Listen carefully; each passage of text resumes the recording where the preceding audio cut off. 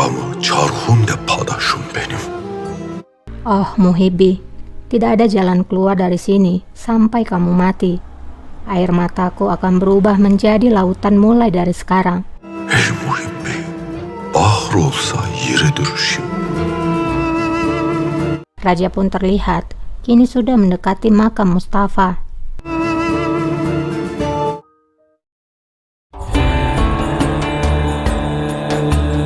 Di lain tempat, Selim nampak sedang bersiap. Itu artinya apa yang menjadi awal rencana dari Lala tidak didengarkan oleh Selim, karena Bayezid telah merendahkannya.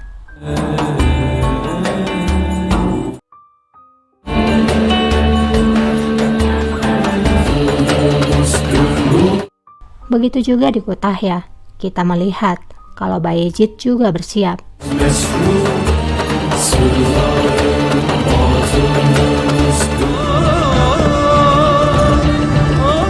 Bayezid sampai di tempat itu lebih awal. Ia pun melihat Selim yang rupanya datang ke tempat yang diminta oleh Bayezid. Bayezid pun tersenyum.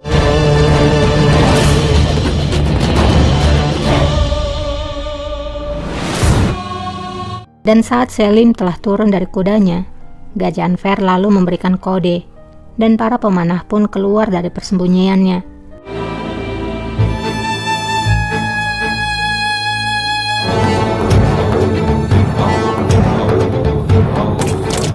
Baru saja merasa menang, rupanya Bayezid juga membawa pasukan pemanahnya. Dan para pemanah dari pihak Bayezid yang masih bersembunyi, kemudian memanah pemanah dari pihak Selim. Dan semua pemanah dari Selim akhirnya tumbang saat itu juga.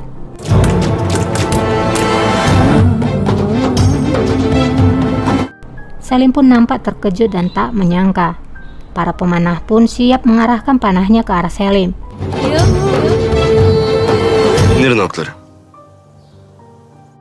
Namun Bayezid menyuruh mereka untuk menurunkan panahnya.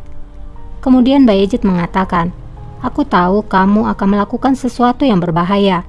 Kalau tidak, kamu tidak akan berani menghadapiku. Siapa yang akan menyelamatkanmu hari ini, Selim? Ibu kita." Şimdi seni kim kurtaracak Selim? Bayezid pun kemudian menghunuskan pedangnya dan siap menyerang Selim. Pertempuran di antara pangeran pun dimulai.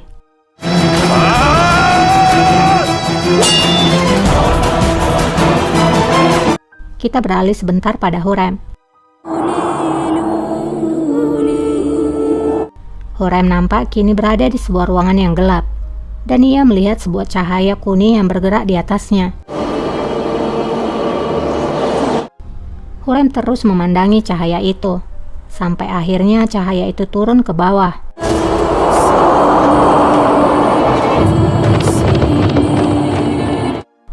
Cahaya itu pun berubah menjadi sebuah burung. Dan kemudian terbang ke atas. Burung itu adalah burung Phoenix, di mana burung Phoenix identik dengan cahaya.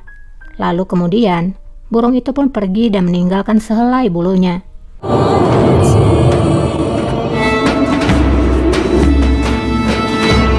Hurrem pun menangkap helaian bulu itu. Ia masih merasa heran dan terus menatap bulu itu. Kemudian ia menggenggamnya. Saat ia membuka kembali genggamannya, bulu itu telah berubah menjadi abu. Terdengar saat itu suara raja yang memanggil dirinya, hingga Hurrem pun terbangun dari mimpinya. Rupanya Hurrem hanya bermimpi. Raja kemudian bertanya, "Apakah kamu baik-baik saja?" Hurrem pun mengangguk. Ia mengatakan, "Dengan kamu berada di sini, aku merasa lebih baik." Şimdi iyi olurum. Merak. "Jangan khawatir, aku hanya bermimpi." Raja pun berkata, "Aku berharap kalau itu adalah mimpi yang bagus." Hayırlar olsun inşallah. Süleyman. Hurrem kemudian mengatakan, "Sudah berhari-hari aku terkurung di tempat ini. Setidaknya biarkan aku pergi ke taman untuk menghirup udara. Aşkına biraz bahçeye çıkayım, hava alayım. Kau juga bisa ikut bersamaku. Kita bisa berjalan bersama." Raja pun menjawab, "Jika itu yang kamu mau, maka ayolah." Madem öyle istiyorsun olsun.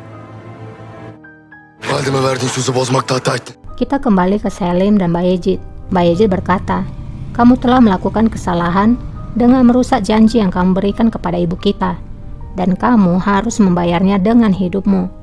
Selim pun menjawab, tidak ada lagi janji itu, dan tidak ada lagi sumpah itu.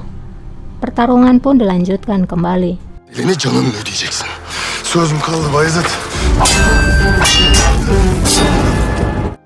Bayezid berhasil menggores wajah Selim, hingga membuat Selim menjadi marah, kemudian menyerang Bayezid.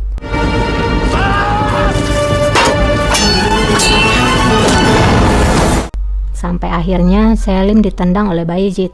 Saat Bayezid mengarahkan pedangnya ke arah leher Selim, ia pun berkata, jangan Bayezid, jika kamu membunuhku, maka Sultan Sulaiman tidak akan membiarkanmu hidup.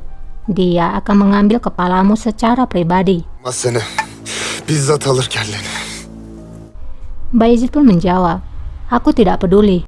Seharusnya kamu meminta pengampunan. Kamu akan mati Selim. Kamu akan mati. Öleceksin Selim. Sana söylemiştim.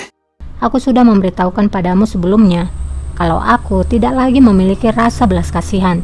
Selim pun menjawab, jika itu yang kamu inginkan, jika kamu ingin membunuh kakakmu, maka lakukanlah.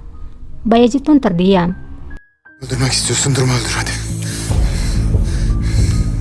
Lalu Selim berbicara lagi, ini bukanlah dirimu Bayezid. Kamu tidak akan bisa membunuh kakakmu. Kamu mirip dengan Mustafa, sama seperti Cihangir yang memiliki belas kasihan. Mustafa abime benziyorsun. Itulah dirimu. Bayezid pun merasa marah karena Selim seakan-akan mengoloknya. Ia pun menghanyutkan pedangnya ke tanah dengan amarah. Ia kemudian berkata pada Selim, kalau ini adalah kesempatan terakhir untuk Selim. Jika kamu berdiri di jalanku lagi, maka pedangku akan menusuk hatimu. Ingatlah itu baik-baik. Bayezid pun pergi dari sana dan mengampuni kakaknya. Kıvılcımla kalbinin tam ortasına saplarım.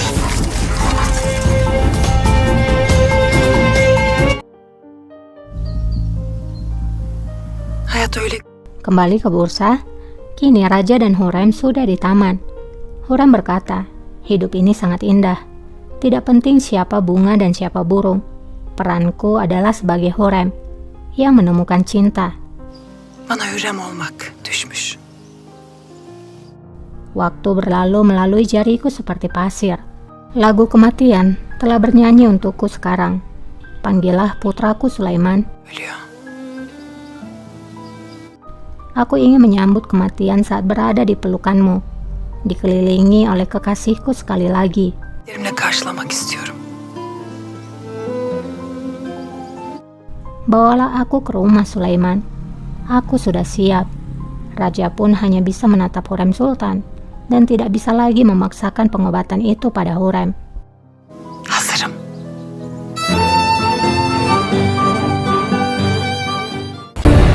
Dan kisah pun bersambung.